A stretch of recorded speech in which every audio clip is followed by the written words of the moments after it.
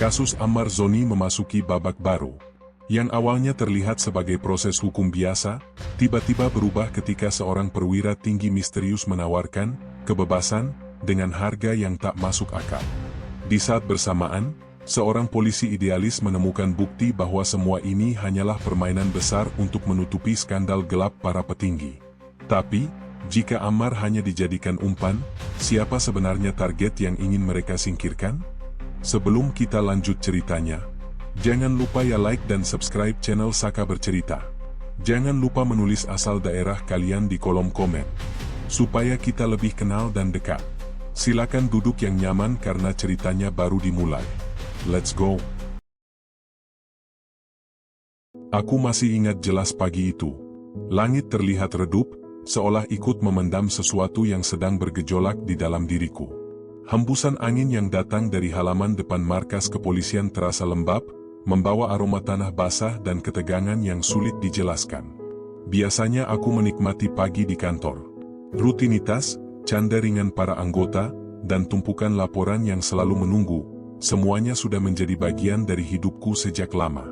Tetapi hari itu, suasananya berbeda. Aku sudah bertugas begitu lama hingga bisa membaca perubahan sekecil apapun di lingkungan kerjaku. Dan pagi itu, perubahan itu begitu mencolok. Tak ada senyum, tak ada obrolan biasa.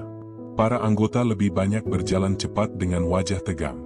Beberapa bahkan menunduk ketika melewati ruangan para atasan, seolah takut suara langkah mereka terdengar terlalu keras. Aku tahu ada sesuatu yang tidak beres. Dan naluri itu semakin kuat ketika seorang staf administrasi datang sambil membawa setumpuk berkas bersegel khusus. "Pak Kompol, ini dari bagian pengawasan," ujarnya dengan suara pelan, hampir berbisik. Ia bahkan tidak berani menatap mataku. Aku mengangguk pelan sambil menerima berkas itu. Aroma tinta dan kertas baru membuatku sedikit mual. Entah kenapa aku merasa seolah sedang memegang sesuatu yang berbahaya. Saat kubuka sampul coklat itu, nama yang tertera di halaman pertama membuat napasku seketika tercekat. Ammar Zoni. Aku memejamkan mata sejenak. Nama itu sedang ramai dibicarakan di mana-mana. Media menyorotnya setiap hari. Komentar publik terpecah antara simpati dan kemarahan. Dan kini, aku ditugaskan meninjau ulang seluruh prosesnya. Mengapa mendadak secepat ini? Belum sempat aku mencerna, seorang ajun inspektur masuk sambil mengangkat tangan memberi hormat. "Pak, kami mendapat pemberitahuan bahwa tahanan tersebut sudah dipindahkan ke Nusa Kambangan pagi tadi." Aku menoleh cepat. "Pagi tadi? Siapa yang memerintahkan?" Ia ragu, wajahnya pucat. "Saya tidak tahu pasti, Pak. Suratnya datang tengah malam. Katanya perintah mendadak dari pimpinan." Aku merasakan jantungku berdegup lebih keras. Perintah mendadak, tengah malam, tanpa koordinasi, semua itu tidak masuk akal. Pemindahan terpidana berprofil tinggi biasanya membutuhkan rapat antar divisi. Tidak pernah secepat itu. "Baik, terima kasih. Silakan kembali bertugas," kataku sambil berusaha menjaga nada suaraku tetap tenang. Begitu pintu tertutup, aku menatap lagi berkas itu. Terasa berat, dan bukan hanya karena jumlah halamannya. Ada sesuatu yang tersembunyi di dalamnya. Sesuatu yang membuatku merasa seolah sedang menyentuh bom waktu yang siap meledak kapan saja. Aku menarik napas dalam-dalam sebelum mulai membuka halaman demi halaman. Setiap kata yang kubaca membuat dahiku semakin mengerut. Ada laporan penyitaan barang bukti, ada berita acara pemeriksaan saksi, ada foto-foto hasil penggerebekan, semuanya terlihat rapi. Tetapi justru karena terlalu rapi itulah aku merasa ada yang janggal. Beberapa dokumen dibuat pada hari yang sama namun ditandatangani oleh petugas berbeda dengan waktu yang tumpang tindih. Ada juga sebuah laporan penggeledahan yang tercatat dilakukan pada jam yang tidak mungkin dilakukan mengingat jarak lokasi. Hal-hal seperti itu mungkin luput dari mata orang biasa, tetapi tidak dariku.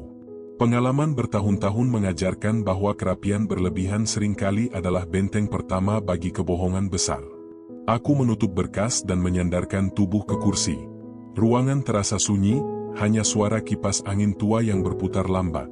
Suara itu biasanya membuatku mengantuk, tetapi tidak hari ini.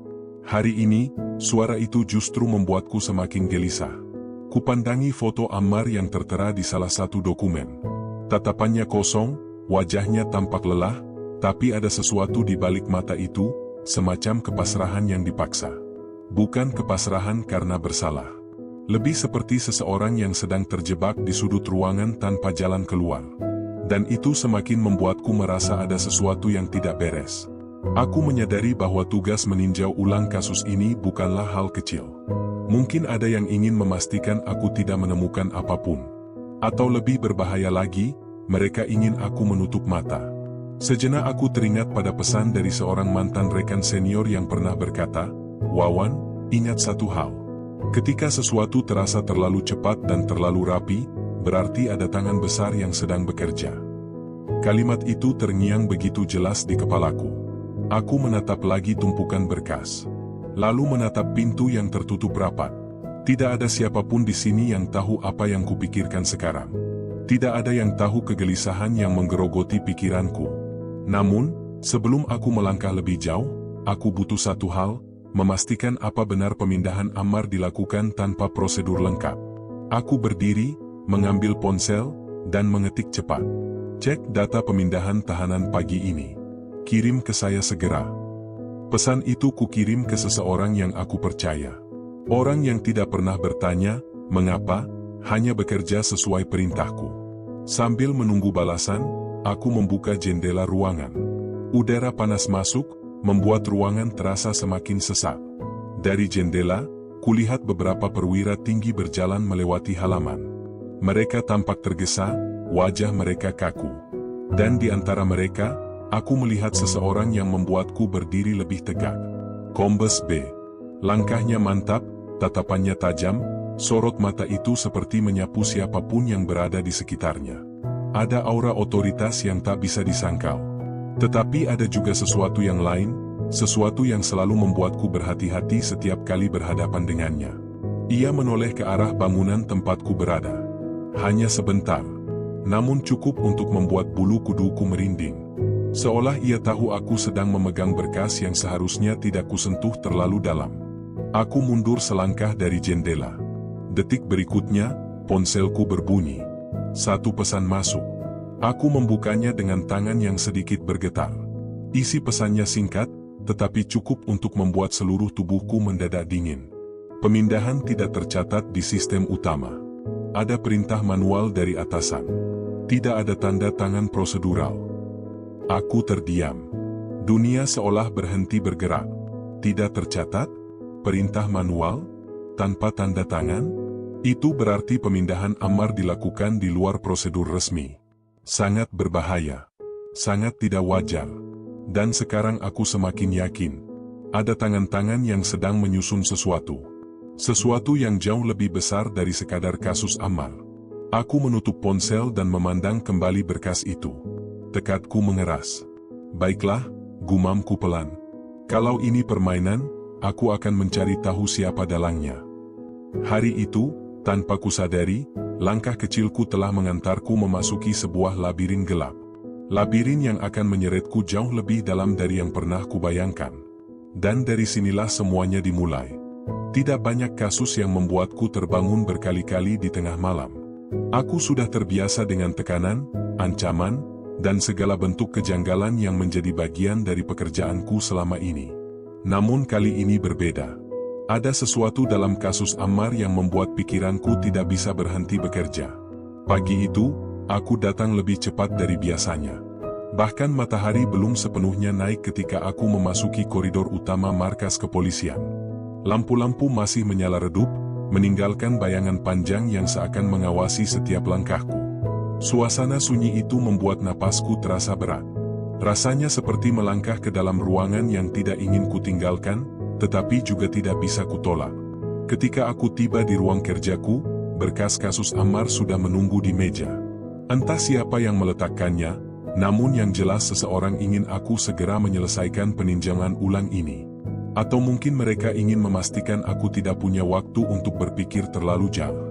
Aku duduk perlahan, membuka buku catatan yang sejak kemarin mulai kupenuhi dengan coretan-coretan kecil, jam pemindahan, laporan barang bukti, waktu penangkapan, dan beberapa data lain yang tampaknya sengaja dibuat tidak konsisten. Setiap detail yang kutulis membuat firasat burukku semakin menguat. Aku mulai membaca ulang berkas dari awal. Hal pertama yang langsung mencuri perhatianku adalah laporan penyitaan barang bukti. Di dalamnya tercantum bahwa barang tersebut ditemukan setelah penggeledahan kedua, namun daftar personel yang terlibat tidak sesuai dengan jadwal kedinasan mereka. Seorang anggota tercatat sedang bertugas di lokasi berbeda pada hari penggeledahan. Anggota lain tercatat dalam jadwal cuti. Tetapi nama-nama mereka justru muncul dalam tanda tangan formulir penyitaan. Bagaimana mungkin? Kesalahan ketik? Tidak mungkin. Dokumen resmi seperti ini tidak pernah salah ketik, kecuali disengaja. Aku menegakkan badan, menarik napas panjang, lalu menelusuri bagian berikutnya. Laporan saksi. Ada beberapa saksi yang nama dan keterangannya tampak janggal. Salah satunya adalah seseorang yang disebut-sebut melihat Ammar membawa barang terlarang. Namun alamat saksi ini hanya berupa nomor rumah tanpa nama jalan. Tidak ada nomor kontak. Tidak ada keterangan tambahan. Aku terus membaca, dan semakin lama semakin jelas, saksi itu memang tidak pernah ada. Teleponku berdering pelan, memecahkan keheningan ruang kerja. Aku melihat namanya dan langsung mengangkat. Ya, Pak. Saya sudah cek ulang daftar saksi eksternal, suara seorang penyidik muda terdengar gugup. Dan? Ia terdiam sesaat. Data saksi itu tidak ada di sistem, Pak. Bahkan fotonya tidak ditemukan dalam arsip. Aku menutup mata pelan. Begitu kuprediksi. Namun mendengarnya langsung tetap membuat dadaku terasa sesak. Baik, terima kasih. Tetap diam. Jangan bicarakan ini pada siapapun, kataku tegas. Siap, Pak. Telepon terputus. Ruangan kembali sunyi. Tetapi kini, rasa sunyi itu berubah menjadi tekanan yang menekan tulang rusukku. Aku bersandar ke kursi sambil mengepal tangan. Ada kalanya sebuah kasus tidak perlu banyak bukti untuk menunjukkan bahwa ada kebenaran yang sengaja ditutup. Dan kasus ini, terlalu banyak pintu yang digembok. Menjelang siang, aku memutuskan untuk pergi ke lantai bawah, ke ruangan penyidik yang pernah menangani tahap awal kasus Ammar. Ruangan itu sempit, dipenuhi berkas, papan timeline, dan aroma kopi hitam yang sudah dingin. Di sana, aku melihat seorang penyidik muda yang kemarin tampak ingin bicara tetapi menahan diri. Ia terlihat gugup begitu melihatku masuk. Pak, ada keperluan? Aku hanya ingin bertanya sesuatu, jawabku tenang. Santai saja. Aku tidak sedang menangkap siapapun. Ia mencoba tersenyum, tapi jelas ada ketakutan di wajahnya. Tangannya bahkan bergetar saat ia merapikan tumpukan dokumen di meja. Aku ingin tahu, laporan penyitaan barang bukti ini. Kapan kamu terakhir memegangnya? Aku menyodorkan dokumen itu. Ia menatap dokumen itu lama sekali. Terlalu lama. Akhirnya ia menarik napas, menundukkan kepala, dan berbisik, Saya tidak pernah menandatanganinya, Pak. Aku tahu, jawabku pelan. Aku hanya ingin mendengar langsung dari kamu. Wajahnya semakin pucat. Pak, saya tidak bisa bicara banyak. Ada beberapa perintah dari atas, saya hanya mengikuti. Aku mendekat, menatapnya dalam-dalam. Dari siapa? Ia menggeleng cepat, bibirnya bergetar. Pak, maaf. Saya benar-benar tidak bisa mengatakan apapun. Ketakutannya bukan ketakutan biasa. Bukan ketakutan seorang bawahan pada atasan. Ini adalah ketakutan seorang manusia yang tahu dirinya sedang menginjak medan berbahaya. Dan itu cukup untuk membuatku mengerti. Aku tidak memaksanya. Aku hanya menepuk bahunya perlahan dan berkata, kamu tidak salah. Aku mengerti. Ketika aku berjalan keluar, aku mendengar ia menghela napas panjang, seperti seseorang yang baru saja lolos dari bahaya. Itu saja sudah cukup untuk menunjukkan bahwa nama besar yang bekerja di balik kasus ini bukan sembarang orang. Langkahku semakin mantap. Aku tahu kemana harus melangkah berikutnya. Sore menjelang ketika aku kembali ke ruanganku. Aku menatap papan catatan yang kini sudah penuh coretan. Ada garis merah menghubungkan berbagai kejanggalan, pemindahan mendadak, saksi fiktif, tanda tangan yang tidak sah, dan laporan yang berubah-ubah. Semuanya membentuk pola yang sama, rekayasa. Aku memejamkan mata, mencoba menyusun kembali potongan-potongan itu dalam kepalaku. Rasanya seperti menelusuri jejak hewan liar di hutan lebat. Aku tahu ia ada, aku tahu ia berbahaya, tetapi belum terlihat jelas bentuknya. Lalu aku teringat seorang mantan penyidik senior yang pernah bekerja dalam tim khusus bertahun-tahun lalu. Ia sudah pensiun, namun informasinya selalu tajam. Aku mengambil ponsel dan menghubunginya. Ia menjawab dengan suara serak, khas orang lama yang sudah kenyang pengalaman. "Wawan, ada apa malam begini?" "Ibu, aku butuh pendapatmu tentang seseorang," jawabku pelan. Ia tertawa lirih. "Seseorang? Atau sesuatu?" Aku terdiam sejenak sebelum mengatakan, "Kombes berinisial B." Tawa di ujung sana langsung hilang. Sunyi, hening. Lalu terdengar napas panjang yang berat. "Hati-hati, Wan, nama itu bukan untuk sembarang obrolan," katanya perlahan. Aku menelan ludah. "Jadi, benar dia punya pengaruh sebesar itu?" "Lebih," jawabnya cepat. "Dan kalau kamu mulai menyentuh kasus yang ada hubungannya dengan dia, berhentilah selama kamu masih bisa." Aku menatap berkas Ammar di meja. Aku tahu aku sudah tidak bisa berhenti. Tidak sekarang. Tidak setelah melihat semua ini. "Aku sudah terlalu jauh," jawabku lirih. Wanita itu terdiam lama sebelum akhirnya berkata, "Kalau begitu, Tuhan menolongmu." Telepon terputus. Aku menatap langit senja dari balik jendela. Warnanya merah gelap, seolah pertanda sesuatu yang buruk sedang mendekat. Dan firasatku mengatakan itu benar. Ada permainan besar. Permainan yang melibatkan banyak tangan. Ammar hanyalah permukaan kecil dari lautan gelap yang sedang bergerak di bawah. Dan sekarang, aku, seorang kompol biasa, tanpa kusadari telah melangkah masuk ke dalam arusnya.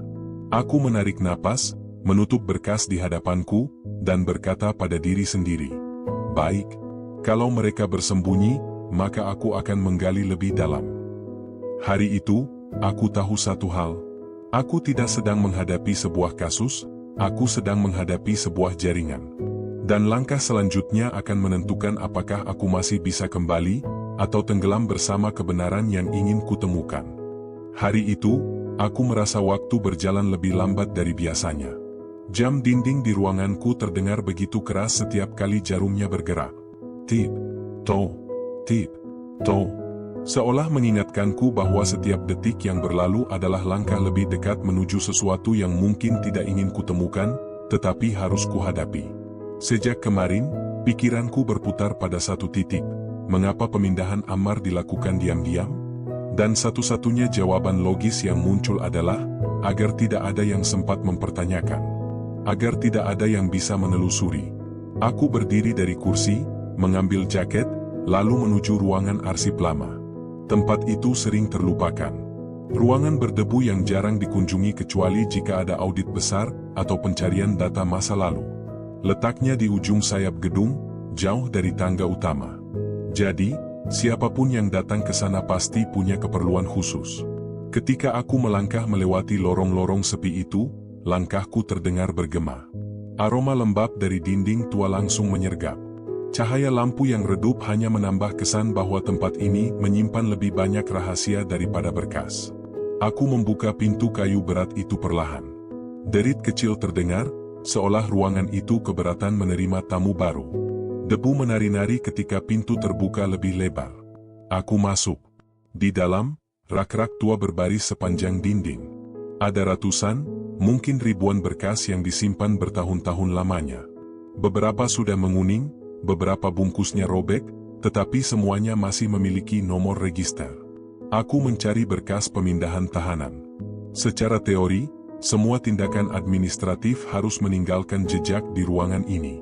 Termasuk pemindahan mendadak yang terjadi kemarin. Tetapi setelah 10 menit menyusuri barisan rak satu persatu, aku menemukan sesuatu yang membuatku berhenti. Ada ruang kosong. Sebuah rak yang seharusnya berisi berkas pemindahan tahanan justru kosong pada satu bagian tengahnya. Tidak ada map, tidak ada plastik, tidak ada sisa kertas. Seolah-olah bagian itu baru dibersihkan. Seseorang sengaja mengosongkannya. Aku berjongkok, menopang tubuh pada lutut.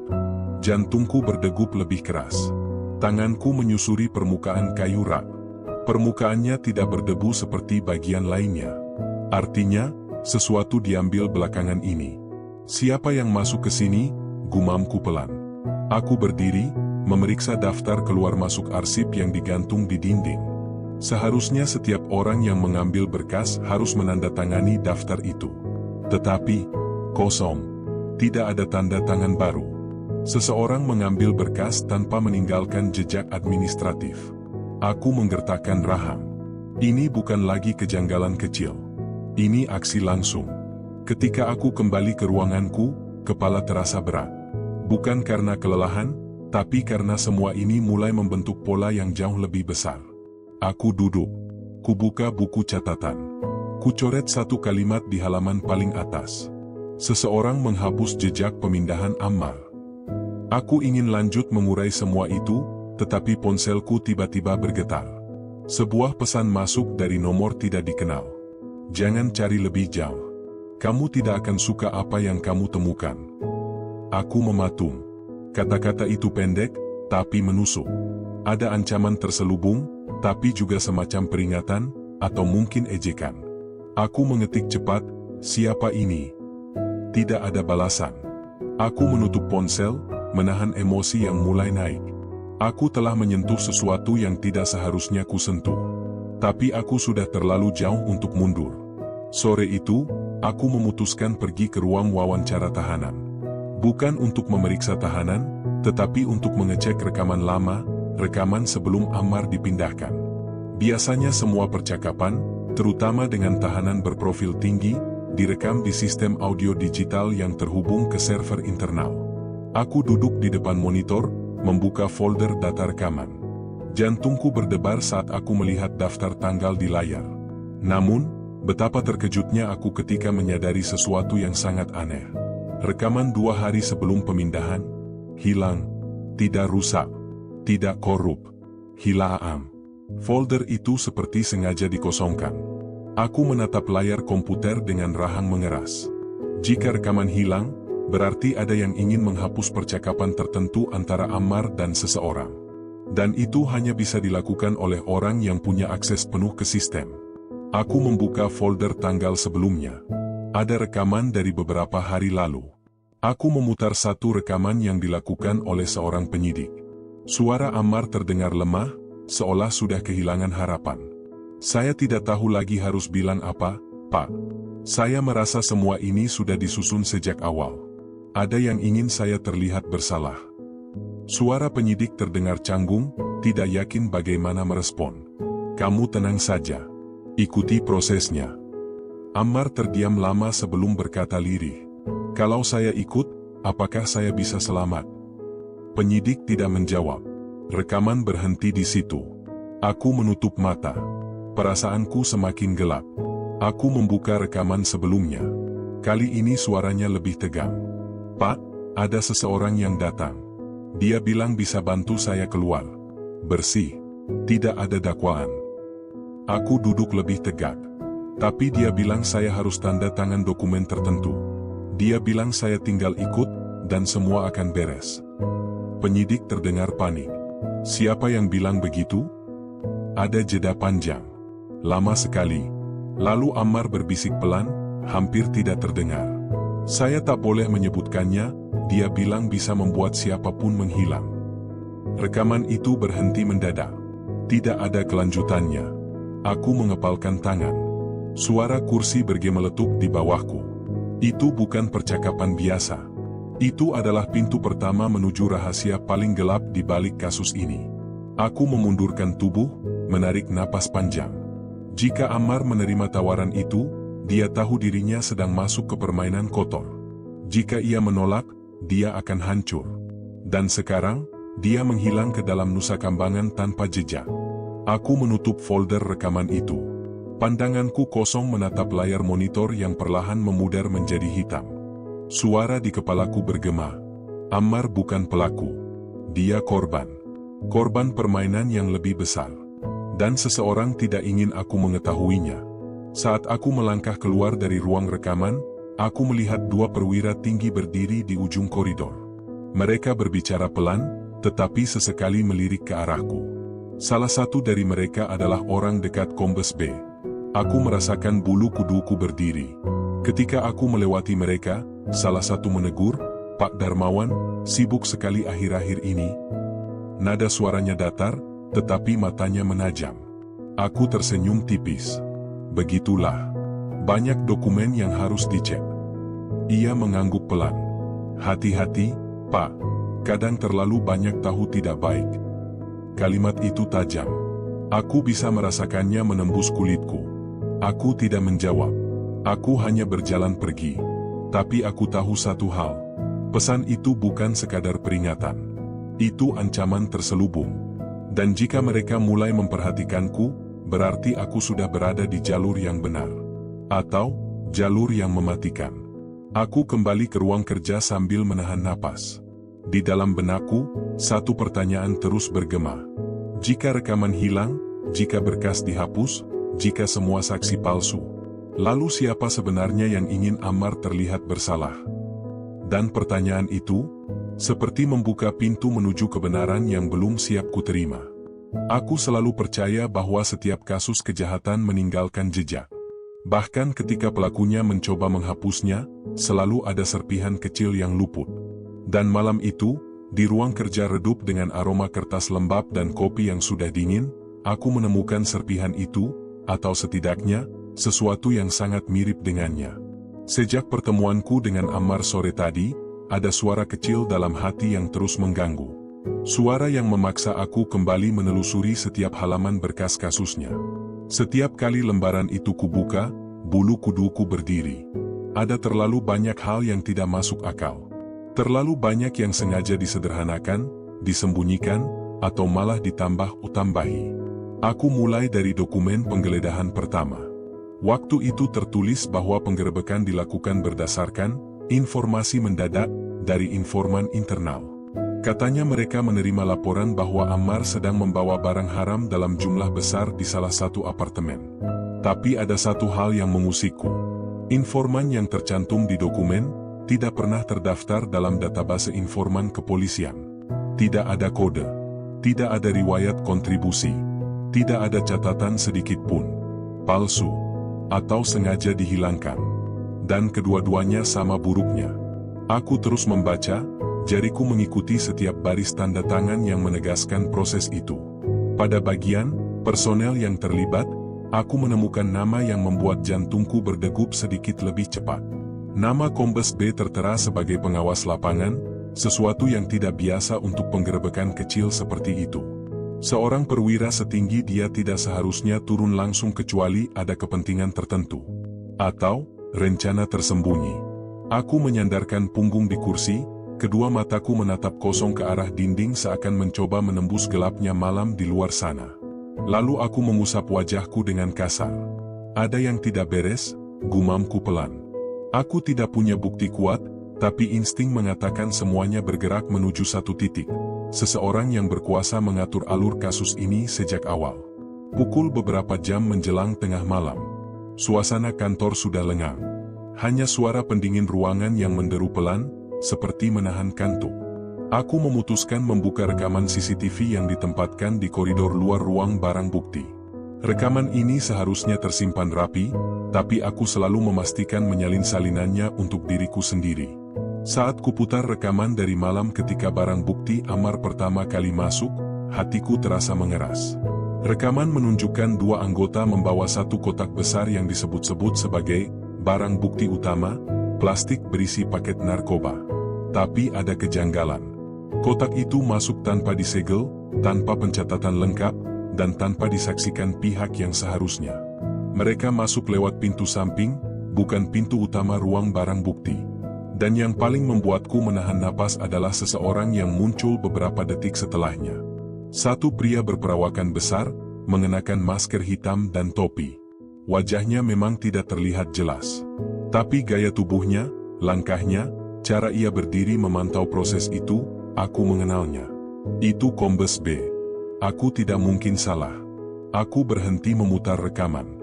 Telapak tanganku terasa dingin. Kalau itu benar Kombes B, maka kasus ini bukan hanya cacat prosedur. Ini manipulasi. Ini rekayasa yang dilakukan dengan sadar dan penuh perencanaan. Aku berdiri, menghampiri jendela, dan menatap lampu-lampu kota yang berkelip jauh di kejauhan. Rasanya seperti memandang ke arah gurun luas yang menelan apa saja yang berusaha ku dekati. Kalau aku melanjutkan ini, hidupku tidak akan pernah sama lagi, bisikku pada bayangan diriku sendiri di kaca. Tapi kalau aku berhenti, Ammar akan mati di dalam sistem yang dipelintir. Dan integritas institusi akan dikorbankan begitu saja. Aku menarik napas panjang. Aku memutuskan menghubungi seseorang. Seseorang yang sangat kupercaya tapi juga sangat kubenci karena ia selalu tahu kapan aku sedang berada di ambang bahaya. "Wan," suara berat di ujung telepon terdengar. "Masih bangun?" tanyaku. "Kalau kau menelepon jam segini, pasti ada hal gawat. Apa yang kau temukan?" Aku terdiam sejenak, menelan ludah. Sepertinya kasus Ammar sengaja dibuat. Dan ada nama besar di baliknya. "Ada nama besar dalam banyak kasus, itu biasa," ujarnya santai. "Tidak seperti ini. Ada petinggi yang ikut menurunkan tangan." Aku lihat rekamannya. Telepon di ujung sana mendadak sunyi. Beberapa detik kemudian, suara temanku pelan tetapi tajam. "Kau harus hati-hati." Aku menutup mata. Aku tahu. Kalau itu benar Kombes B, maka apa yang kau lakukan sekarang hanya punya dua kemungkinan. Kau teruskan penyelidikan dan jadi buruan, atau kau berhenti sekarang dan berpura-pura tidak pernah melihat apapun. Aku tersenyum pahit. Pilihan kedua bukan gaya hidupku. "Wan," ia menahan napas. "Kalau kau terpeleset sedikit saja, kau bisa hilang. Aku sudah terlalu jauh untuk mundur." Ia tidak menjawab. Hanya terdengar desahan berat sebelum panggilan terputus. Aku meletakkan ponsel, lalu kembali menatap layar komputer. Rekaman itu masih menunggu. Bukti-bukti kecil lainnya juga. Semua potongan itu akan menjadi gambaran besar tentang apa sebenarnya yang terjadi pada Ammar. Dan semakin lama aku menatapnya, semakin jelas bahwa ia bukan pelaku. Ia korban. Bahkan lebih buruk, ia umpan dalam permainan yang jauh lebih besar dari dirinya sendiri. Menjelang fajar, aku menutup laptop dan merapikan berkas-berkas. Malam itu terasa lebih panjang dari biasanya. Banyak hal yang harus kupikirkan, banyak risiko yang harus kuperhitungkan. Tapi satu hal pasti, jika aku menyerah, maka permainan ini akan terus berlanjut.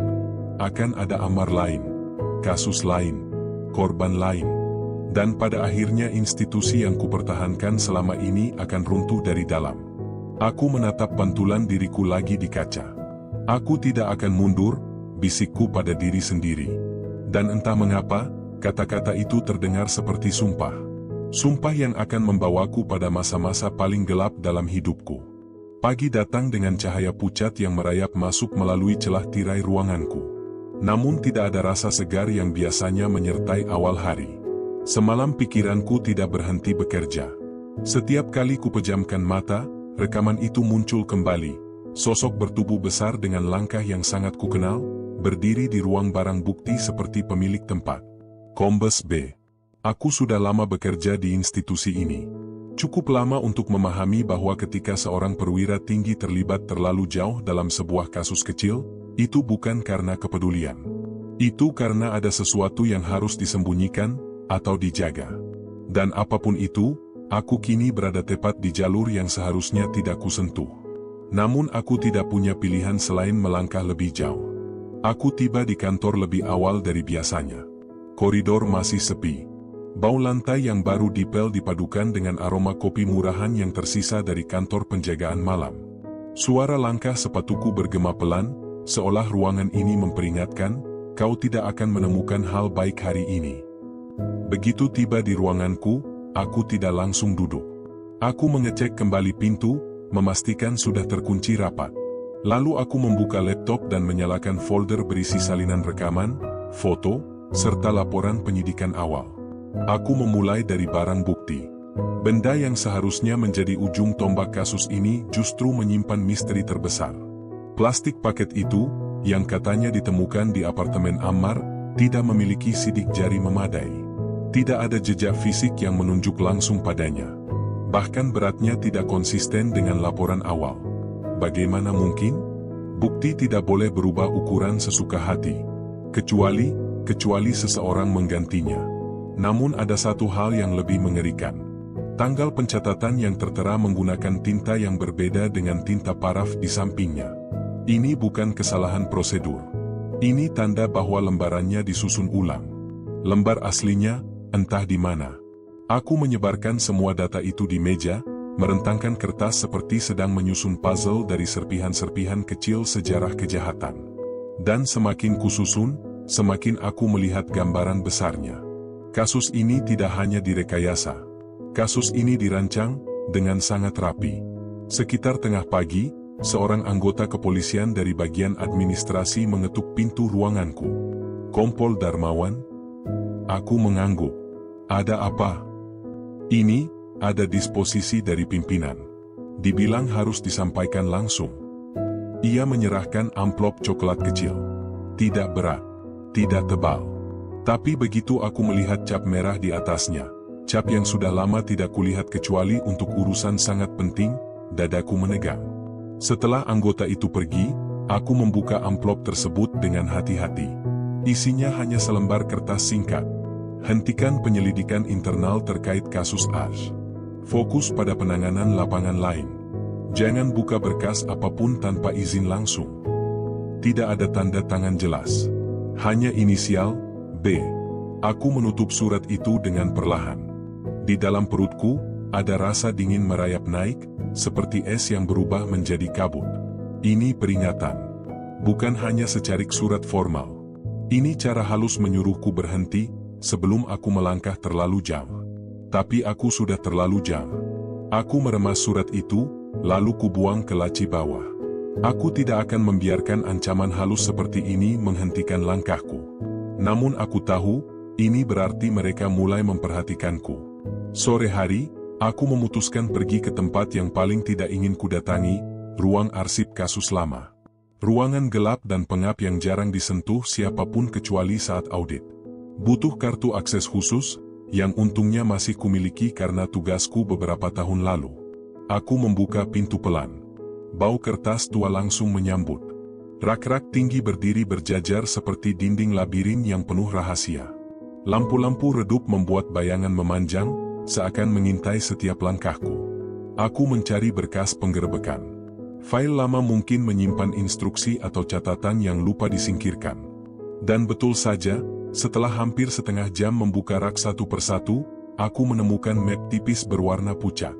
Dalam map itu ada catatan tangan dari salah satu anggota yang pernah menjadi bagian dalam tim penggerebekan. Catatan yang seharusnya sudah dimusnahkan setelah laporan resmi selesai. Tulisan tangan itu bergetar, seolah ditulis tergesa. "Kami diminta standby jauh sebelum laporan masuk. Sesuatu sudah disiapkan. Tidak biasa. Ada perintah diam-diam. Jangan bertanya." Jantungku berdetak keras. Ini cukup kuat untuk menjadi alarm pertama. Jika laporan dibuat sebelum informasi tiba, maka informasinya palsu. Aku menatap tulisan itu lama. Tubuhku terasa panas. Aku tidak salah. Kasus ini benar-benar diatur. Aku mengembalikan map itu dan berjalan keluar ruangan. Tapi saat melangkah ke koridor, aku merasakan sesuatu yang membuat bulu kuduku berdiri. Ada yang mengikutiku. Langkah pelan. Ritme tenang. Bukan langkah orang yang sedang terburu-buru, tetapi orang yang sudah lama mengawasi. Aku mempercepat langkah, berpura-pura tidak sadar. Namun semakin jauh aku berjalan, semakin terasa tatapan yang menusuk punggungku. Sesampainya di tangga darurat, aku berhenti dan menoleh cepat. Kosong. Namun aku tahu, kosong bukan berarti aman. Aku bukan anak kecil lagi. Insting penyidik tidak mungkin salah. Seseorang sengaja mengikutiku. Dan itu berarti apapun yang kutemukan di ruang arsip barusan, sudah membuat mereka resah. Malam harinya, setelah aku keluar dari kantor, aku mencoba pulang seperti biasa. Tapi baru beberapa ratus meter dari kantor, aku menyadari motor hitam tanpa plat lengkap mengikuti mobilku dari jauh. Tidak terlalu dekat, tapi tidak pernah hilang dari jarak pandang. Aneh. Aku menambah kecepatan, lewat jalur yang jarang kulalui. Motor itu tetap di belakang. Aku berbelok tiba-tiba ke gang kecil. Beberapa detik kemudian, motor itu ikut masuk. Lampunya meredup seakan sengaja menjaga jarak. Aku tidak bisa membiarkan ini berlanjut. Aku mengambil ponsel dan menghubungi satu-satunya orang yang mungkin memahami situasi ini. "Bro," suara orang di seberang menjawab. "Ada apa?" Aku diikuti. "Siapa?" "Tidak tahu. Tapi aku yakin ini berkaitan dengan penyidikan Ammar." Temanku menghela napas. "Wan, kupikir kau akan berhenti. Kau gila. Kau sadarkan apa yang kau sentuh?" "Aku sadar," jawabku lirih. "Tapi aku tidak bisa diam." "Kau di mana sekarang?" Aku menyebutkan nama jalan. Ada bunyi gesekan kursi di seberang sana, tanda ia bangkit dengan tergesa. "Tunggu. Jangan berhenti. Aku akan menyusul." Aku mengemudi perlahan sambil melirik kaca spion. Motor itu masih mengikuti. Dan untuk pertama kalinya sejak kasus ini mulai, aku benar-benar merasa nyawaku bisa hilang kapan saja. Tak lama kemudian, dari kejauhan aku melihat mobil temanku memotong jalur dan masuk ke arahku. Motor yang mengikuti tampak ragu, lalu berbalik arah dengan cepat, menghilang ke jalan gelap seperti bayangan yang tertelan malam. Aku memarkir mobil di tempat sepi. Nafasku berat. Tangan sedikit bergetar. "Kau harus berhenti," kata temanku dengan suara tegas ketika ia turun dari mobil. "Ini bukan kasus kecil, Wan. Ini jaring besar. Dan kau sendirian melawannya." Aku menggeleng. "Kalau aku berhenti, mereka menang." "Demi apa kau lakukan ini?" Aku menatap kosong ke arah langit malam yang mendung. "Demi kebenaran," jawabku lirih. "Dan demi diriku sendiri. Jika aku diam, aku bukan lagi siapapun." Temanku menatapku lama. Lalu ia menepuk bahuku. "Kau keras kepala. Tapi aku tahu kau tidak bisa dicegah. Kalau begitu, aku akan membantumu sejauh yang bisa kulakukan." Aku menunduk, menghela napas. "Terima kasih." Namun jauh di dalam hati, aku tahu bantuan apapun mungkin tidak cukup. Aku tidak tidur semalam. Bukan hanya karena bayangan motor misterius itu masih menghantui pikiranku, tapi juga karena aku tahu, apapun yang kulakukan setelah ini tidak bisa lagi dianggap sebagai penyelidikan biasa. Ini bukan sekadar mencari kejanggalan prosedur. Ini pertempuran melawan orang-orang yang berada jauh di atas struktur yang bisa kusentuh. Dan mereka tahu aku mendekat. Fajar baru saja muncul ketika aku kembali ke kantor. Langit masih abu-abu, suasana sepi, dan udara terlalu dingin untuk ukuran pagi. Tapi mungkin itu hanya tubuhku sendiri yang terasa membeku. Saat ku parkir mobil dan melangkah ke dalam gedung, aku langsung sadar sesuatu tidak biasa. Pintu ruanganku sedikit terbuka. Tidak ada angin yang bisa membuat pintu itu bergerak. Dan semalam aku yakin betul telah menguncinya rapat. Aku diam selama beberapa detik, mendengarkan. Sunyi. Terlalu sunyi. Aku membuka pintu perlahan. Ruangan tampak sama seperti sebelumnya, tapi hanya sekilas. Ketika mataku menyapu meja, dadaku terasa menegang. Semua berkas yang tadi malam kususun, menghilang. Laci bawah, tempat aku menyimpan surat ancaman halus dari Kombes B, terbuka sedikit. Seseorang masuk ke ruangan ini. Seseorang yang tahu persis apa yang sedang kucari. Aku tidak marah. Aku tidak panik. Aku justru merasa semakin yakin. "Jadi kalian benar-benar takut?" gumamku. Aku menyisir ruangan, mencari apakah ada yang tersisa. Dan ketika aku mengangkat mouse laptop, aku menemukan secarik kertas kecil terselip di bawahnya. Hanya satu kalimat. "Berhenti. Atau semuanya akan hilang." Tidak ada tanda tangan. Tidak ada inisial. Namun aku tahu siapa yang menulisnya. Aku tahu gaya ancaman yang disampaikan dengan kata-kata sedikit tapi meninggalkan efek panjang. Ini gaya mereka. Aku meremas kertas itu pelan, menutup mata sejenak. Amarah bukan lagi sekadar emosi, ia menjadi energi yang bergerak di seluruh tubuh, memaksa aku terus berjalan. Jika aku berhenti sekarang, aku sama saja membiarkan mereka menang. Jika aku mundur, semua yang ku ketahui akan terkubur bersama diamku sendiri. Tidak. Aku tidak akan berhenti. Aku memutuskan melacak satu hal yang belum tersentuh sejak awal, anggota lapangan yang ikut dalam penggerbekan pertama berlatar apartemen Ammar. Tidak semua dari mereka bisa dipercaya, tapi pasti ada satu atau dua yang masih punya nurani. Atau setidaknya masih takut pada konsekuensi hukum. Aku memulai dari yang paling muda. Nama itu, Brigadir Yoga. Rekaman kehadirannya menunjukkan ia berada di lokasi saat proses pengamanan barang bukti. Aku mencari alamat tempat ia bertugas pagi itu. Bukan kantor pusat, tetapi pos kecil yang jauh dari keramaian. Mungkin ia sengaja ditempatkan di sana agar jauh dari interaksi. Ketika aku tiba, ia tampak terkejut melihat kedatanganku.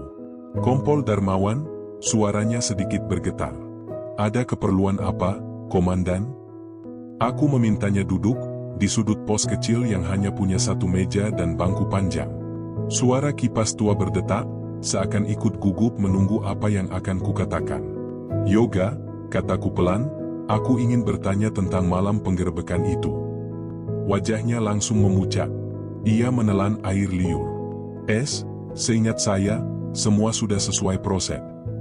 Jangan ulangi naskah yang kau hafal," potongku. "Aku tahu ada sesuatu yang tidak beres. Aku tahu laporanmu bukan laporan asli. Dan aku tahu kau takut." Yoga menunduk. Jemarinya meremas celana. Nafasnya memburu. "Kau tidak akan kujebloskan," kataku lebih lembut. "Aku hanya ingin tahu kebenaran." Ia terdiam lama. Sangat lama. Dan ketika akhirnya ia mengangkat wajah, matanya tampak berkaca-kaca. "Komandan, saya tidak boleh bicara. Ada perintah." "Dari siapa?" Ia menutup mulutnya dengan tangan, pura-pura batuk, mencoba mengalihkan. Tapi aku tidak bodoh. Tubuhnya membeku setiap kali mendengar huruf pertama dari nama yang bahkan tak berani ia sebut. "Kombes." Sebelum aku menyelesaikan kalimat itu, suara sepeda motor meraung dari kejauhan. Suara yang terlalu agresif untuk pengunjung biasa. Aku langsung berdiri. Motor itu berhenti mendadak tepat di depan pos. Dua pria berbadan besar memakai helm gelap turun dengan langkah berat. Aku tahu gaya berjalan seperti itu. Mereka bukan anggota biasa. Mereka adalah orang-orang gelap, internal yang biasanya hanya dipakai untuk peringatan atau pembersihan masalah. "Yoga," bisikku cepat, "jangan buka mulut.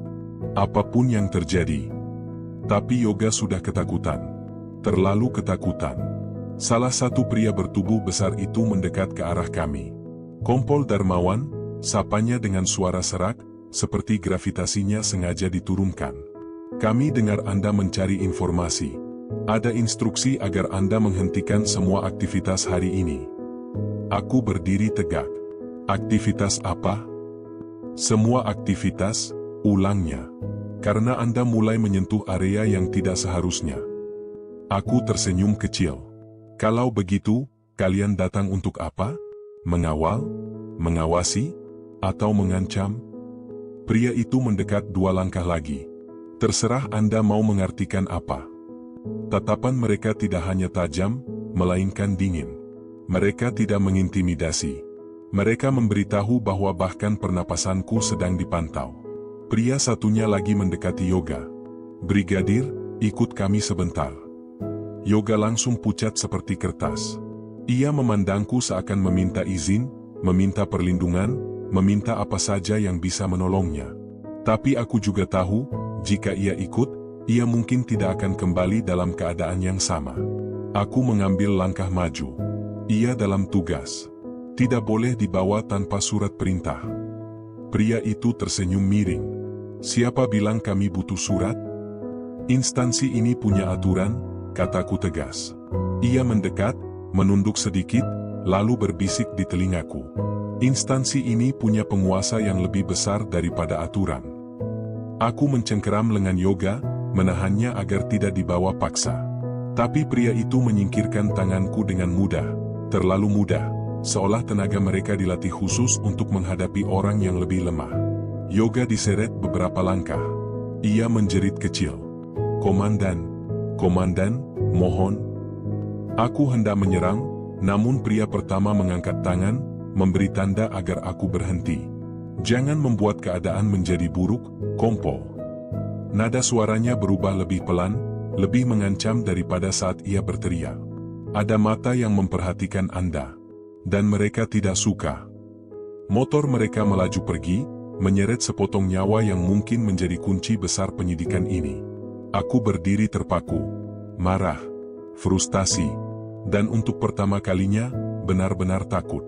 Tidak takut pada mereka, tapi takut jika aku terlambat. Karena jika mereka mulai berani mengambil saksi, berarti apa yang kutemukan sudah mendekati inti kasus. Aku kembali ke mobil dalam keadaan limbung. Tanganku gemetar saat memegang setir. Bukan karena takut, tetapi karena merasa satu-satunya petunjuk yang bisa membantuku telah direbut begitu saja. Namun di tengah kekacauan itu, pikiranku menemukan satu titik terang. Jika mereka sampai turun tangan langsung, berarti yang mereka sembunyikan jauh lebih besar dari sekadar pemerasan. Aku menoleh ke kaca spion. Di wajahku, aku melihat seseorang yang hampir tidak kukenal lagi. Wajah seorang penyidik yang dipaksa menghadapi kebusukan terburuk dari institusinya sendiri. Baik, gumamku lirih. Kalau kalian mau bermain keras, aku juga bisa. Aku memutar kunci mobil dan melaju ke arah yang tidak terduga. Aku ingin mencari seseorang yang tidak boleh tahu bahwa aku mencarinya. Seseorang yang mungkin paling dekat dengan pelaku utama. Aku menuju rumah salah satu ajudan lama Kombes B. Pria yang sudah lama menghilang dari radar. Pria yang kabarnya pernah menjadi tangan kanan, lalu tiba-tiba dipindahkan ke luar kota tanpa alasan jelas. Malam itu, udara di luar gedung Direktorat Profesi dan Pengamanan terasa lebih dingin dari biasanya, seolah Jakarta ikut menahan napas bersama saya. Langit hitam tanpa bintang. Jalanan hampir kosong. Hanya suara jauh klakson dari arah Sudirman yang terdengar memantul, samar, seakan semakin menjauh. Saya berdiri beberapa detik di balik pintu kaca, memandang pantulan diri sendiri. Wajah letih, mata tegang, kemeja setengah kusut. Malam ini adalah malam yang menentukan. Entah saya akan pulang sebagai penyelidik yang berhasil mengungkap permainan kotor, atau dipulangkan dalam kantong mayat. Saya menarik napas panjang. Baik, Darmawan. Tidak ada jalan kembali, gumam saya pelan. Aku menyadari, ada langkah kaki di balik langkahku. Begitu saya menuruni tangga parkiran basement, langkah kaki lain terdengar samar di belakang saya. Ritmenya teratur. Terlalu rapi untuk dianggap kebetulan. Saya berhenti, pura-pura mengecek ponsel. Orang itu ikut berhenti. Jantung saya memukul dinding dada. Saya berjalan lagi. Langkah itu kembali mengikuti. Saya berbalik cepat. Kosong. Parkiran gelap, hanya mobil-mobil dinas berdebu dan udara pengap. Tapi naluri polisi saya berteriak, ada seseorang yang sedang mengintai. Orang itu tidak ingin terlihat. Orang itu tahu saya menyelidiki sesuatu yang seharusnya tidak saya sentuh. Dan kalau saya salah langkah, saya bisa menghilang malam ini juga.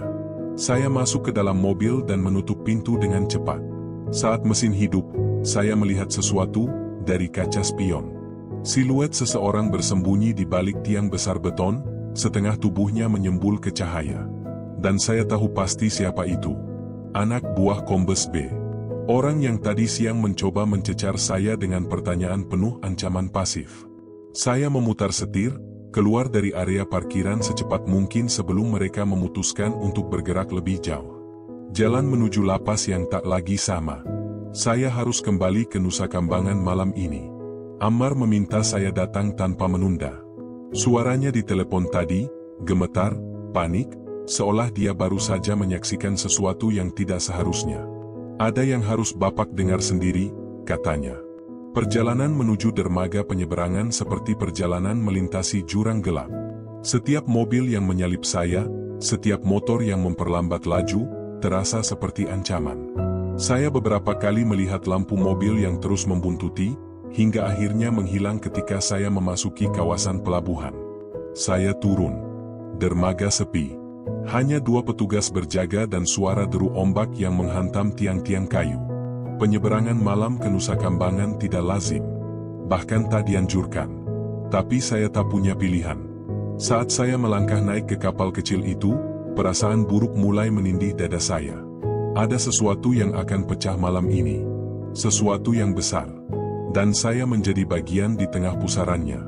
Rahasia yang Ammar simpan. Ketika saya tiba di ruang kunjungan khusus lapas, Ammar sudah duduk di balik kaca pembatas. Wajahnya pucat, matanya merah, tangannya gemetar. Ia bahkan tidak menunggu saya duduk. "Pak, saya dengar mereka mau singkirkan saya." Saya terpaku. "Siapa yang bilang?" "Bukan bilang, Pak. Saya mendengar sendiri." Ammar menelan ludah. Ia mencondongkan tubuh ke kaca seolah takut suara kami didengar. "Tadi sore, saya dipindahkan ke blok lain. Katanya karena alasan keamanan. Tapi saat saya lewat lorong belakang, saya dengar dua sipir ngobrol, mereka sebut nama Pak B. Mereka bilang, setelah saya tanda tangan kesepakatan, saya tidak boleh keluar hidup-hidup." Suara saya tercekat. "Kesepakatan penebusan itu, mereka ingin menutup semua jejak dengan menghabisi Anda." Ammar mengangguk cepat. Napasnya terputus-putus.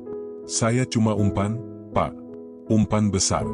Dan sekarang, mereka mau membuang saya setelah diperah habis-habisan." Saya mengepalkan tangan. Potongan puzzle yang selama ini terlepas, kini menancap jelas di kepala saya. Ammar Zoni bukan hanya korban pemerasan.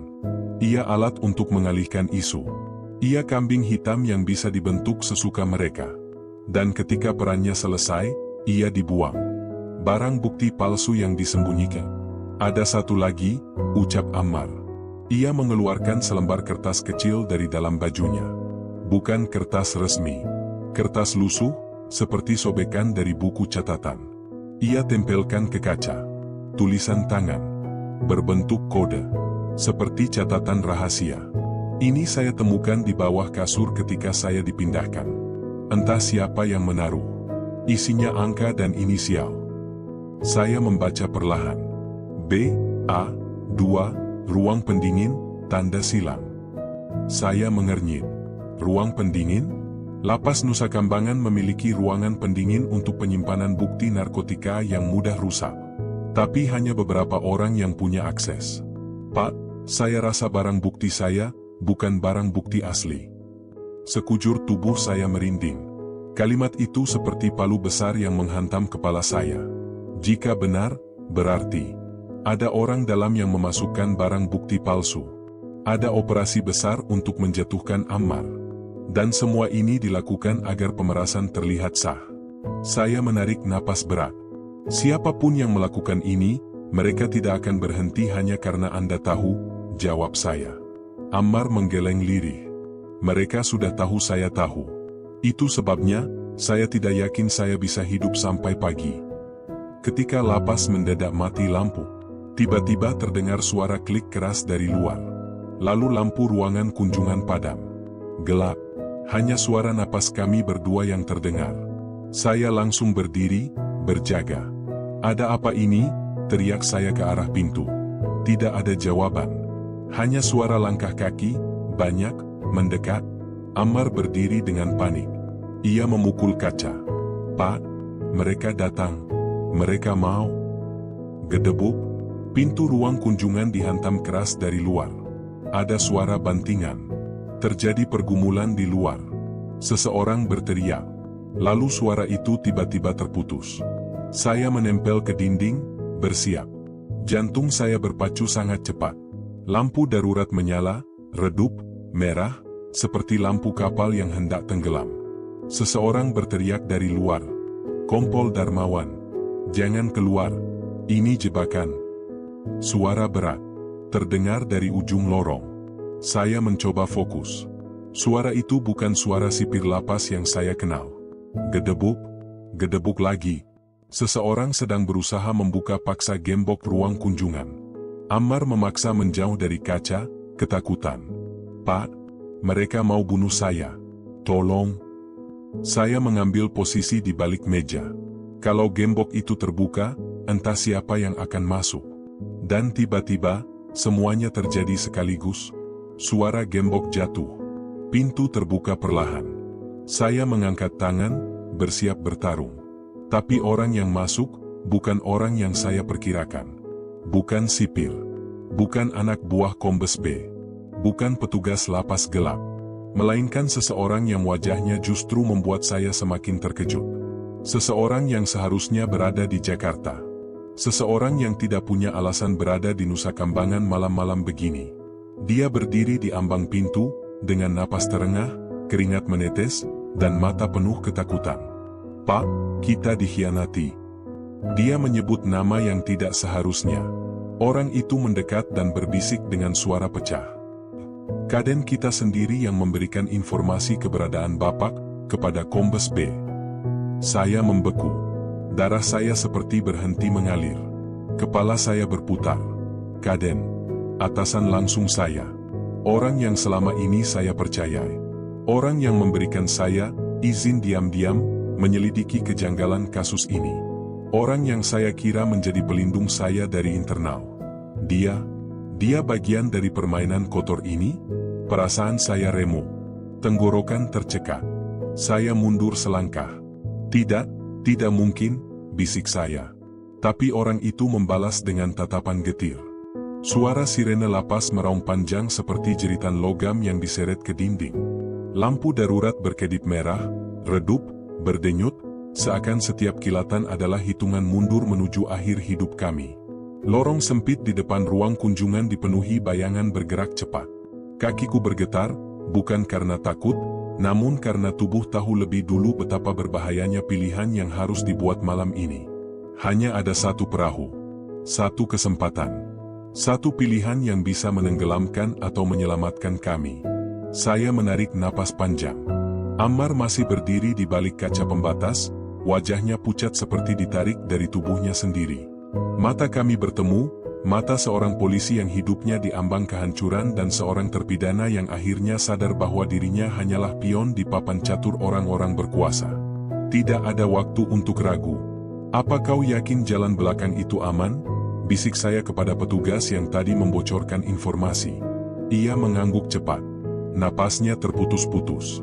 "Saya tidak punya waktu banyak, Pak. Mereka sudah dekat. Bapak harus..." Suara langkah mendadak terdengar keras dari ujung lorong. Bukan lari biasa, tapi langkah orang yang memakai sepatu taktis, ritmis, berat, dan berpola khas pasukan bersenjata. Saya tahu ritme itu. Pasukan internal bayangan milik Kombes B. Pasukan yang hanya muncul ketika sebuah operasi gelap akan dilaksanakan. "Bawa saya ke ruang blok penyimpanan dingin," kata saya cepat. Petugas itu terperanjat. "Pak, itu arah sebaliknya." Saya tahu. Mata saya menajam. Saya butuh bukti sebelum kita keluar dari pulau ini. Kalau tidak, pelarian kami tidak akan berarti apa-apa. Petugas itu menelan ludah. Ia tampak ragu, tapi melihat ketegasan wajah saya, ia akhirnya mengangguk. "Baik, Pak. Ikuti saya." Menembus perut lapas. Kami berlari melewati lorong belakang lapas Nusa Kambangan. Lampu-lampu darurat berkelip, menciptakan bayangan panjang yang melompat-lompat di dinding. Setiap tikungan adalah ancaman. Setiap suara adalah kemungkinan kematian. Ammar berlari di samping saya setelah kami memecahkan kunci kaca ruang kunjungan. Kakinya gemetar, namun tekadnya jelas, ia ingin bertahan hidup. "Tolong jangan biarkan saya mati di sini," gumamnya tanpa menoleh. Saya menjawab lirih, "Malam ini, tidak ada yang mati kalau saya masih berdiri." Tapi dalam hati, saya tahu saya tidak bisa menjanjikan apapun. Ruang pendingin, tempat segalanya dimulai. Setibanya di depan pintu besi ruang pendingin, petugas itu berbisik. "Pak, pintunya pakai kode khusus." Saya tidak punya. Saya mengangkat kaki dan menghantam engsel bawah sekeras mungkin. Brang! Suara dentuman itu menggema, tapi pintu tidak bergerak. Saya menghantam lagi. Dan lagi. Engsel itu akhirnya melonggar, pintu terbuka setengah dengan decitan menyakitkan. Udara dingin langsung menyeruak keluar, menusuk kulit. Ruang pendingin itu gelap, hanya lampu neon kecil berwarna putih kebiruan yang menyala, membuat semuanya tampak seperti adegan film kriminal. Rak-rak aluminium berjajar rapi, penuh kotak bukti narkotika, senjata, dan barang sitaan lainnya. Namun yang membuat saya membeku adalah satu kotak kecil di bagian paling belakang. Kotak itu bertanda AS-2, tindak lanjut. Ammar melihat tulisan itu dan tubuhnya langsung melemas. Itu, kotak yang mereka bilang bukti tambahan saya. Saya membuka kotak itu perlahan. Dan saya terdiam. Isinya bukan bukti kasus narkotika. Isinya bukan barang kriminal apapun. Melainkan selembar foto Ammar sedang duduk di sebuah kafe, waktu yang tidak relevan dengan penangkapannya. 2 bungkus narkotika yang segelnya tidak resmi. Sebuah flash disk merah. Flash disk itu seperti benda kecil yang tidak berarti. Tapi saya tahu, benda kecil itu bisa menjatuhkan orang-orang yang salah. Saya mengambil flash disk itu dan menyelipkannya di dalam rompi saya. Petugas itu berbisik tergesa. "Pak, kita harus pergi. Mereka sudah dekat." Langkah kaki yang akhirnya tiba. Tepat ketika kami hendak keluar, suara sepatu berat mendekat. Banyak. Semakin dekat. Semakin jelas. Saya menarik Ammar ke balik rak logam besar. 3 pria masuk ke ruang pendingin. Wajah mereka keras. Mata mereka tajam. Pakaian dinas mereka tidak berlabel unit resmi manapun. Saya kenal tipe mereka. Eksekutor lapangan. Bukan polisi umum. Bukan sipir. Ini orang-orang yang dipakai ketika seorang tahanan harus hilang tanpa jejak. Salah satu dari mereka berbicara dengan suara rendah. "Target ada di sini. Kunci pintu. Jangan bikin dia keluar." Ammar tercekik napasnya. Saya memegang bahunya, memberi isyarat agar ia diam. Orang pertama memeriksa rak depan.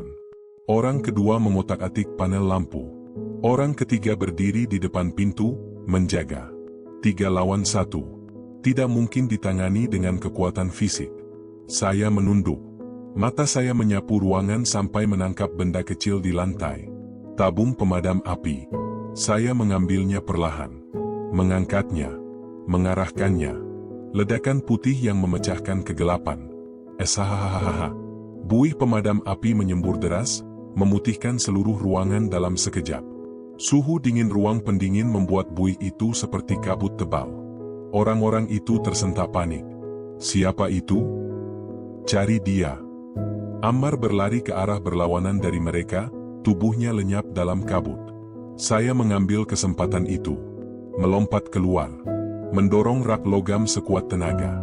Braaah! Rak itu roboh, menimpa 2 dari mereka. Orang terakhir mencabut senjata. Saya bergabung menerjang ke arahnya sebelum ia sempat menembak. Kami bergulat keras. Napas saya terengah. Ia jauh lebih kuat, tapi saya jauh lebih putus asa. 1 pukulan keras menghantam rahang saya. Kepala saya berputar. Dunia gelap sejenak. Namun ketika ia mengarahkan pistol ke dada saya menendang lututnya sekuat tenaga. Ia jatuh. Saya memanfaatkan momentum itu untuk memutar tangannya dan merebut senjatanya. Dor! 1 tembakan ke atas, sekadar membuatnya terpaku. Saya tidak membunuh. Tapi saya membuatnya tidak bisa berdiri. Kabur melalui jalur tersembunyi. Kabut mulai menipis. Ammar muncul dari balik rak dengan panik. "Pak, kita harus pergi sekarang."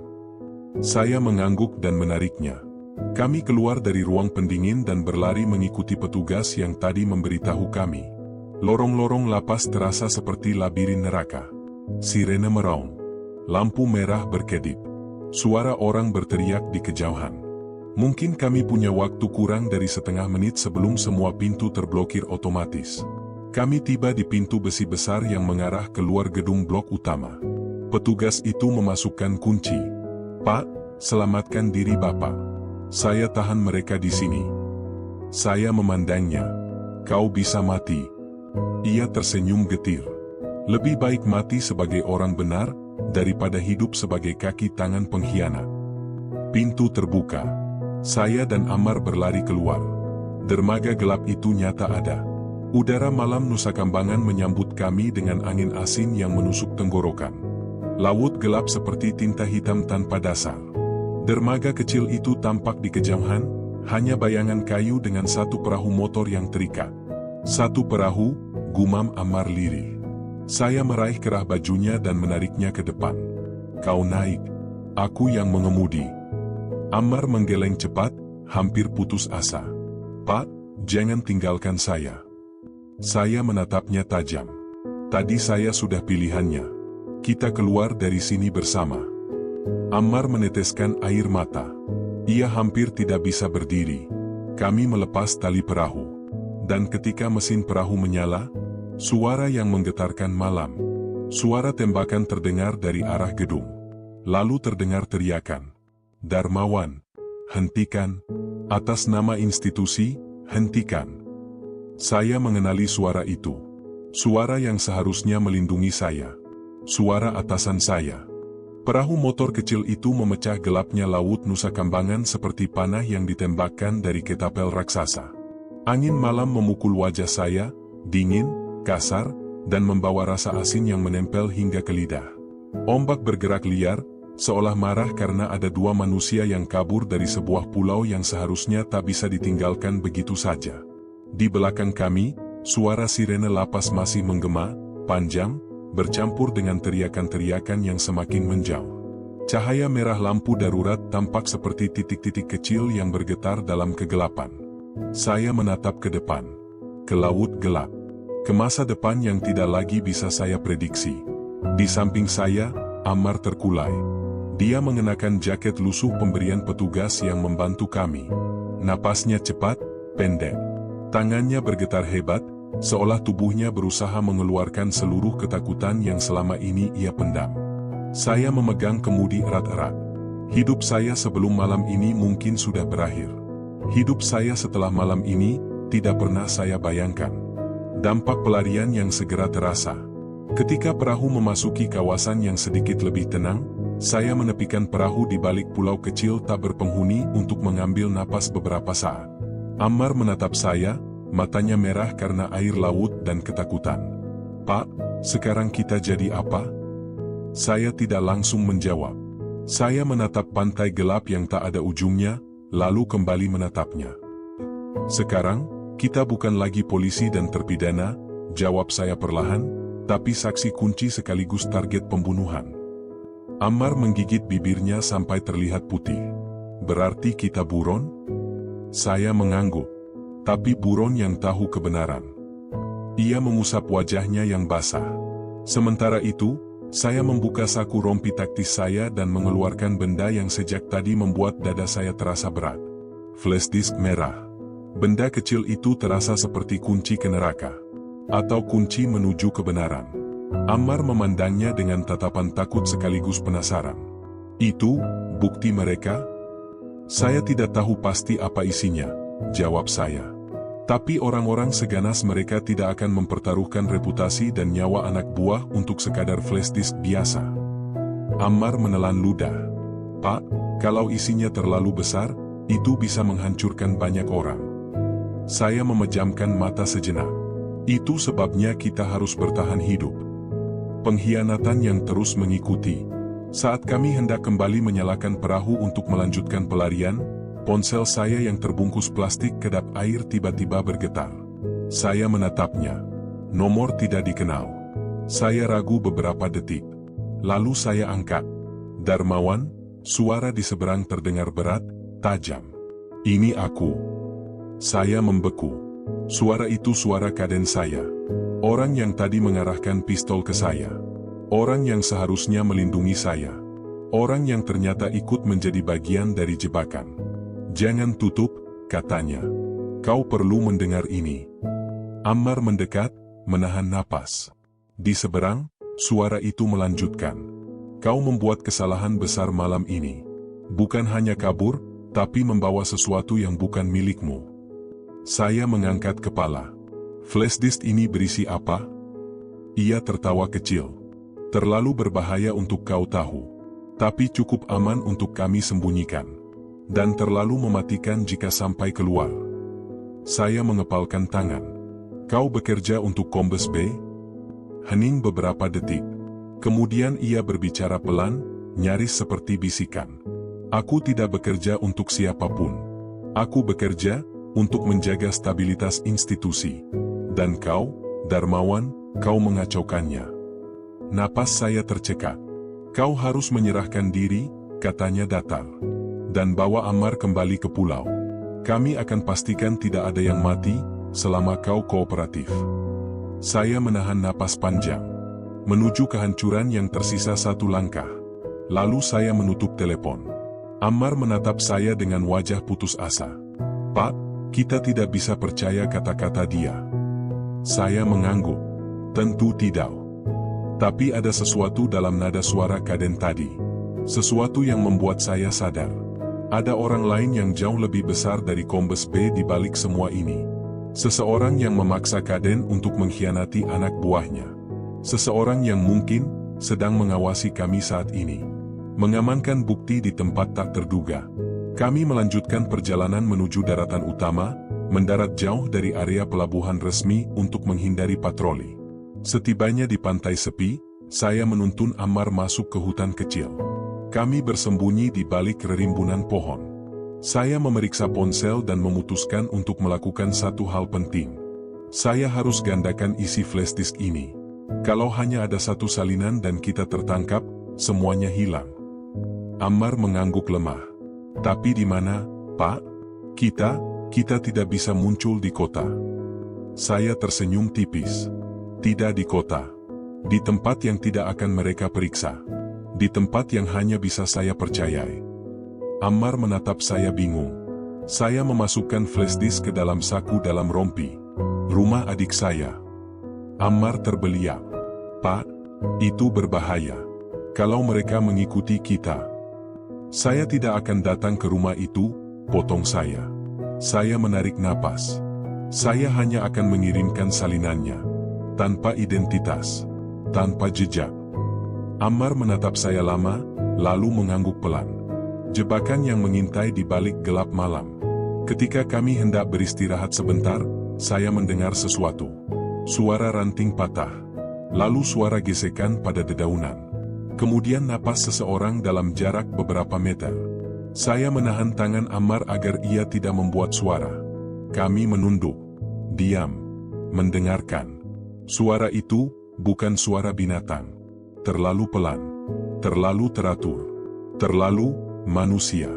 Ketika suara itu semakin dekat, saya bisa merasakan jantung saya berdetak sampai ke telinga. Dan ketika bayangan seseorang muncul dari balik pepohonan, saya hampir mencabut pisau yang saya simpan di balik rompi. Tapi orang itu mengangkat kedua tangannya. "Pak Darmawan, jangan serang. Ini saya." Saya hampir tidak percaya. Orang itu adalah petugas yang tadi membantu kami kabur dari ruang pendingin. Wajahnya penuh luka lebam. Nafasnya terengah-engah.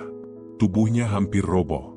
Dia berhasil kabur dari lapas, hanya untuk menemukan kami. Ia terjatuh di depan kami, memegangi lutut sambil berkata dengan suara patah. "Pak, ada hal yang harus Bapak tahu tentang flash disk itu." Saya membantu mengangkat tubuhnya. "Apa?" Ia memandang kami dengan mata ketakutan yang tidak bisa disembunyikan. Di dalamnya, bukan hanya rekaman pemerasan. Bukan hanya nama Kombes B, tapi juga daftar transaksi dan nama-nama pejabat yang terlibat. Saya merasakan dunia seperti bergeser. "Siapa saja?" tanya saya. Ia menggeleng keras, menahan tangis. "Saya tidak bisa menyebutnya, Pak, tapi percayalah, itu bukan cuma polisi. Itu jauh lebih tinggi." Suara langkah kaki terdengar dari belakang kami. Banyak. Semakin dekat. Ammar mencengkeram tangan saya. "Pak, mereka menemukan kita."